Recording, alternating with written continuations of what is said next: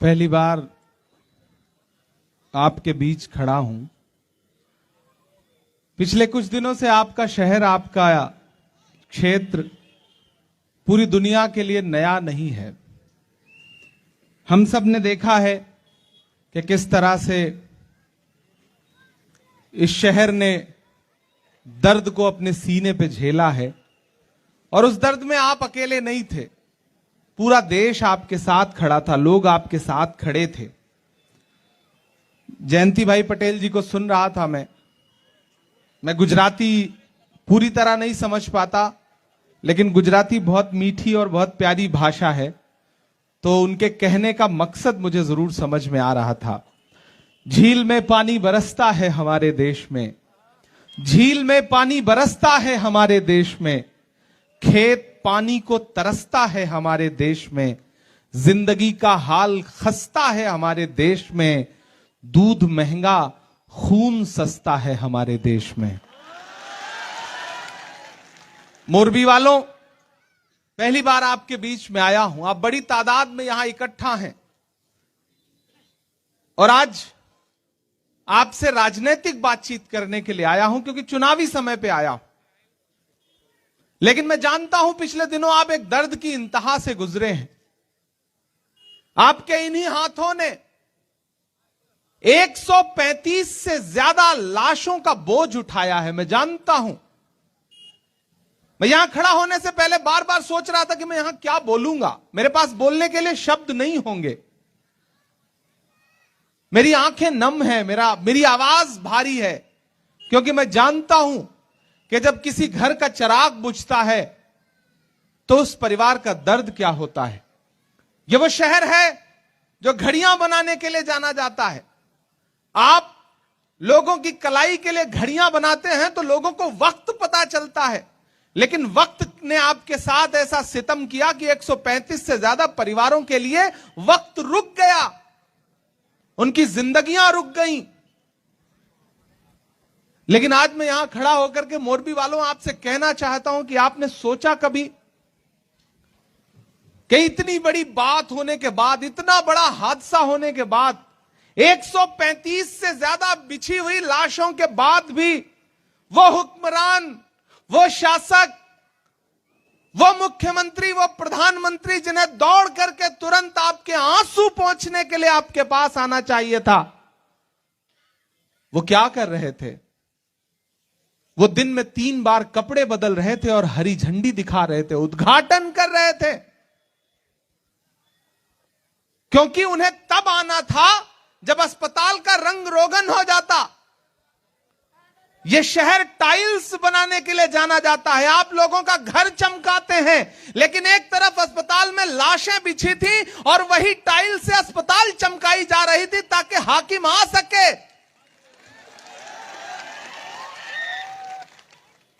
मैं तो कभी कभी सोचता हूं कि लोग इतनी बेहिसी लाते कहां से हैं? कैसे उनके दिल में यह बात आ जाती है कि उनका दौरा होना है तो रेड कारपेट बिछनी चाहिए, टाइल्स लगनी चाहिए, उसके बाद वो आएंगे। मैं आज आपसे कोई राजनीतिक बातचीत नहीं करूंगा। मैं बहुत जज्बाती हूं इस वक्त। जिस दिन ये घटना घटी उस वक्त मैं यात्रा में, भारत जोड़ो यात्रा में था। मेरा दिल कर रहा था कि मैं किसी तरह पहुंचूं मोरबी और आपके आंसू पहुंचूं। मेरे डिपार्टमेंट के लोग यहां मौजूद थे, वजीर खान पठान साहब और सारा माइनॉरिटी डिपार्टमेंट आया था। मैंने देखा किस तरह से यूथ कांग्रेस के लोग, कांग्रेस के साथी लाशें निकालने में मदद कर रहे थे, लोगों की जिंदगियां बचा रहे थे। लेकिन मैं यहां खड़ा होकर एक बात आपसे कहना चाहता हूं। गुजरात वालों, आप पिछले 27 साल से इस सरकार को झेल रहे हैं। आप मुझे बताइए कि सबसे मुश्किल वक्त जब मोरबी के साथ पूरी सरकार को खड़ा होना चाहिए था, तो पूरी सरकार टीवी चैनलों पर यह नैरेटिव बनाने में लगी थी कि लड़कों ने हिलाया इसलिए पुल टूट गया। प्रशासन अपनी जिम्मेदारियां लेने को तैयार नहीं, कलेक्टर अपनी जिम्मेदारियां लेने को तैयार नहीं। मुख्यमंत्री को तो इस्तीफा दे देना चाहिए था 135 से ज्यादा लाशें बिछने के बाद, लेकिन कोई तैयार नहीं, क्योंकि आपकी बिछी हुई लाशों से किसी को मतलब नहीं है। आपसे भावुक करके वोट ले लेना है, लेकिन आपकी बिछी हुई लाशों से मतलब नहीं है। यह कड़वा सच है जिसे आपको समझना पड़ेगा। मैं बोलूंगा क्योंकि मैं इसलिए जिंदा हूं कि मैं बोल रहा हूं। दुनिया किसी गूंगे की कहानी नहीं लिखती। मोरबी वालों, तुम्हारी अर्थियां उठें, मगर यह ध्यान में रहे, उस दिन जो कुछ गुजरा वह इन शायद 4 लाइनों में समट जाए तो मुझे बताना कि तुम्हारी अर्थियां उठें मगर यह ध्यान में रहे, मेरे लिए जो है सजी वो सेज ना खराब हो। यह बादशाह का हुक्म है और एक हुक्म यह भी है, भले कोई मरे मेरी इमेज ना खराब हो। इधर लाशें बिछी थी, आंसुओं का सैलाब था, और उधर रंग रोगन में लगे थे। मेरे भाई, मैं तो आदरणीय प्रधानमंत्री जी से और इस राज्य के मुख्यमंत्री से कहना चाहता हूं कि जितना ध्यान आपने मोरबी के अस्पताल के रंग रोगन में लगाया, रख रखाव में लगाया, काश उतना जिले के प्रशासन को इस पुल के रख रखाव और देखरेख के लिए एक्टिव कर दिया होता तो शायद किसी घर का चिराग न बुझा होता। मेरे भाई, आपके बीच में वो लोग भी आ रहे होंगे, वोट मांग रहे होंगे, लेकिन मुझे तो आपसे यह कहना है कि आपने पिछले 27 सालों से झेल लिया है। और मैंने तो सुना है कि जो जयंती भाई के खिलाफ लड़ रहे हैं वो तो काफी लंबे वक्त तक यहां विधायक रहे। लेकिन शहर में मैं भी आ रहा था, हाईवे से इधर अंदर आया तो शहर की सड़कें ऐसी हैं कि उस पर सफर करो तो पता ही नहीं चलता कि सफर कर रहे हो या आखिरी सफर कर रहे हो। सड़क इतनी खराब है, सड़कों में गड्ढा है या गड्ढे में सड़क है, आप अंदाजा ही नहीं लगा सकते। यह है गुजरात का विकास जिसका ढिंढोरा पूरे देश में पीटा गया। मैं तो अभी मनोज जी से पूछ रहा था कि क्या यही है गुजरात का विकास? इस विकास का सच यह है कि यहां जो हजारों नौजवान खड़े हैं, ये जब नौकरी के लिए पेपर भरते हैं, पर्चा भरते हैं और सोचते हैं कि एग्जाम होगा, हमें नौकरी मिलेगी, तो एग्जाम होने से पहले पर्चा लीक हो जाता है। कितनी बार यहां पे पर्चे लीक हुए। यह है गुजरात के विकास का सच। गुजरात के विकास का सच। अब मैं 2 हफ्ते से गुजरात में जब घूम रहा हूं, गुजरात के लोगों के बीच में जा रहा हूं, तब समझ में आ रहा है कि गुजरात के विकास की सच्चाई क्या है। गुजरात के विकास की सच्चाई यह है कि महंगाई आसमान पर है। जिस गुजरात मॉडल को बता करके पूरे देश में बेचा गया, दरअसल वो गुजरात मॉडल नहीं है, वो भाजपा का मॉडल है और वो झूठा मॉडल है। प्रधानमंत्री जी के नारे झूठे हैं, प्रधानमंत्री जी के दावे झूठे हैं।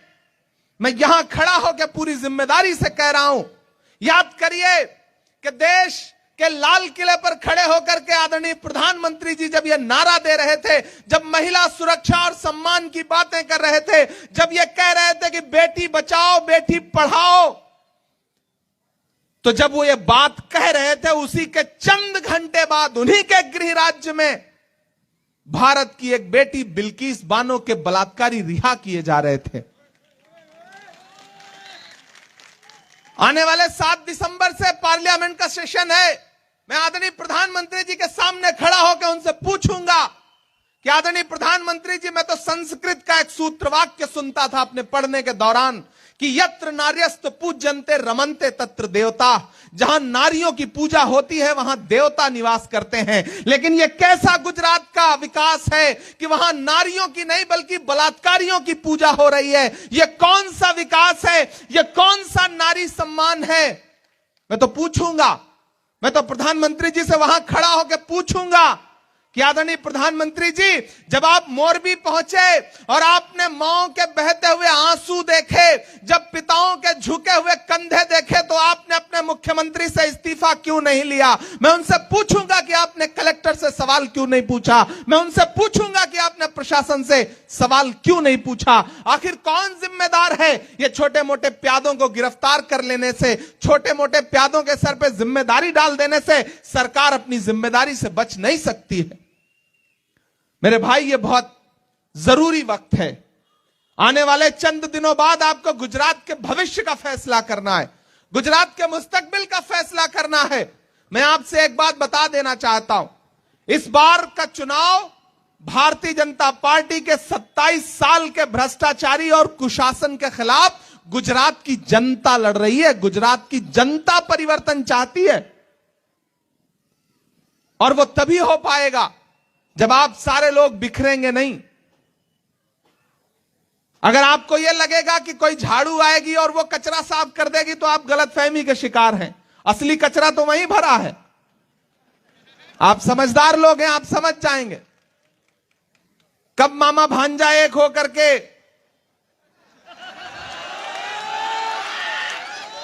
आप बहुत समझदार लोग हैं।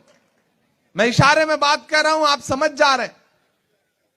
सब एक हैं, सब मिले हुए हैं जी। यहां आकर के अरविंद केजरीवाल जी टीवी चैनलों पे बैठ के कहते हैं कि मैं लिख के दे रहा हूं कांग्रेस को इतनी सीट आएगी, तो मैं मोरबी में खड़ा होकर के मैं भी लिख करके देता हूं कि आम आदमी पार्टी का गुजरात में खाता नहीं खुलेगा, खाता नहीं खुलेगा। और मेरे भाई, मैं आपसे एक बात कहता हूं, आपने दर्द देख लिया, आपने आंसू देख लिया, आपने लाशें देख ली। मुझे बताओ, जिस वक्त पुल टूटा, जिस वक्त लोग अपनी जान बचाने के लिए चीख रहे थे, चिल्ला रहे थे, तो उस समय बचाने वालों से किसी ने पूछा कि तुम्हारा धर्म क्या है, तुम्हारा मजहब क्या है, तुम्हारी जात क्या है? सिर्फ इंसानियत थी उस वक्त। और सबसे पहले पड़ोसी जो रहा वो दौड़ा, वो चाहे हिंदू रहा हो, चाहे मुसलमान रहा हो, चाहे सिख रहा हो, चाहे ईसाई रहा हो। यही बात तो राहुल गांधी कहते हैं, यही बात तो कांग्रेस कहती है कि मुल्क प्रेम से चलेगा, मोहब्बत से चलेगा। आपके घर में अगर आग लगेगी तो पहले, सबसे पहले बाल्टी लेकर के आपका पड़ोसी दौड़ेगा, वो चाहे हिंदू हो या मुसलमान हो, सिख हो या ईसाई हो। ये नफरत वाले लोग नहीं समझेंगे, लेकिन इस नफरत के खिलाफ अगर इस देश में कोई एक ताकत पूरी मजबूती के साथ खड़ी है तो उस शख्स का नाम है राहुल गांधी। पिछले 70 दिन से ज्यादा आरएसएस की नफरत की राजनीति के खिलाफ इस देश में एक शख्स है जो सीना ठोक करके यह कह रहा है कि मैं चल रहा हूं पैदल भारत को जोड़ने के लिए। जिसमें दम है मुझे रोक करके दिखाए, और जिसे मेरे साथ आना है वो मेरे साथ आए। मैं कन्याकुमारी से उस यात्रा का हिस्सा रहा हूं, मैं पैदल चला हूं राहुल गांधी के साथ। मेरे पैरों के छाले आज भी इस बात के गवाह हैं कि मैं राहुल गांधी के साथ चलता हुआ, बीच में जब गुजरात का इलेक्शन आया तो कुछ दिन के लिए यहां आया हूं, यहां से फिर जाऊंगा और उसी यात्रा में शामिल हो जाऊंगा। मुझसे पत्रकार दोस्त कहते हैं कि इमरान साहब आप यात्रा में चल रहे हैं, आप क्या महसूस कर रहे हैं, क्या सोच रहे हैं? तब मैं उनसे बस एक बात कहता हूं कि अगर मैं महात्मा गांधी के दौर में पैदा हुआ होता तो मैं अंग्रेजों के खिलाफ उस वक्त भी महात्मा गांधी के साथ चल रहा होता। मेरी खुशनसीबी है कि मैं इस दौर के गांधी के साथ, यानी कि राहुल गांधी के साथ पैदा हुआ हूं। तो इस देश को बचाने के लिए, देश में प्रेम के लिए, भाईचारे के लिए, मोहब्बत के लिए, नफरत के खिलाफ राहुल गांधी के साथ चल रहा हूं। और जब तक मेरे पैरों में जान है मैं चलता रहूंगा। मेरे भाई, आने वाले दिनों में आपको जाना है, पोलिंग बूथ पर कतारों में लगना है। आपने भाजपा के विधायक कई बार जिताए, बड़ी ताकत दी उन्हें, लेकिन इस शहर की गंदगी यह बता रही है कि इस शहर को सफाई की जरूरत है। भाजपा यह कहेगी कि हम कैसे करें विकास। प्रधानमंत्री जी ने तो अभी एक भाषण में परसों कहा कि कांग्रेस ने गुजरात को बर्बाद कर दिया। बताइए, 27 साल से गुजरात में भाजपा की सरकार है और उल्टा प्रधानमंत्री जी कह रहे हैं कांग्रेस ने गुजरात को बर्बाद कर दिया। पिछले 8 साल से तो दिल्ली में भी बैठे हैं, डबल इंजन की सरकार है। आप लोगों ने पता नहीं कैसे इतने दिन झेला, फिर उनको दिल्ली भेज दिया, पूरा देश झेल रहा है। आपके सब्र को सलाम। लेकिन मैं पूरे देश की तरफ से आपसे अनुरोध करने आया हूं, यह कहने आया हूं कि गुजरात को इस बार बदल दीजिए। गुजरात बदलाव चाहता है। ये जो तमाम हजारों आंसू बहे हैं तमाम माओं की आंखों से, तमाम बहनों की आंखों से, तमाम भाइयों की आंखों से उन आंसुओं का जवाब मांगिए और कहिए कि इस बार आसानी से नहीं छोड़ेंगे। उनसे कहिए कि इस बार झांसे में नहीं आएंगे, इस बार मसला छोटा नहीं है। 135 जानों को समझते हैं आप कितनी होती हैं? एक साथ एक दिन में 135 लाशें बिछ जाएं और सरकारी कार्यक्रम बंद ना हो। सोचिएगा इस बात पर। रात की तन्हाई में जब सोने जाइएगा बिस्तर पर तो सोचिएगा। मोरबी के लोगों, जो लोग यहां खड़े हैं, मैं उनसे भी कह रहा हूं, और जो इस सभा में नहीं आए हैं, जो भाजपा के समर्थक होंगे, मैं उनसे भी कह रहा हूं